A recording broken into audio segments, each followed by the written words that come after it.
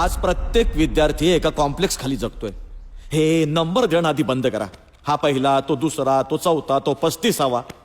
म्हणजे पहिले 5 येणारे विद्यार्थी स्वतःला श्रेष्ठ समजतात. मग काही 40वा येणारा विद्यार्थी मूर्ख आहे. तुम्हाला काय अधिकार आहे कोण श्रेष्ठ आहे ठरवण्याचा? कदाचित 40वा येणारा विद्यार्थी संगीतात श्रेष्ठ असेल, गायनात श्रेष्ठ असेल, पेंटिंग मध्ये श्रेष्ठ असेल. त्याला काही चॉईस आहे की नाही ठरवायला? तुम्ही स्पर्धा लावली आहेत मुलांमध्ये आणि मग त्यात काय पालकही सामील होत आहेत. मुलांवर दडपण आणतात. पहिल्या 5 ये, पहिल्या 10 ये. मग काय सुरू होतात classes, extra classes, coaching classes. बाजार मांडलाय तुम्ही, शिक्षणाचा बाजार. बरं एक गोष्ट मला सांगा.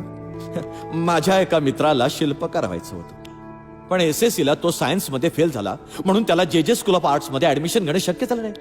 त्यानंतरची 3 वर्ष तो सायन्स मध्ये पास होण्याकरिता आटापिटा करत राहिला. मार्च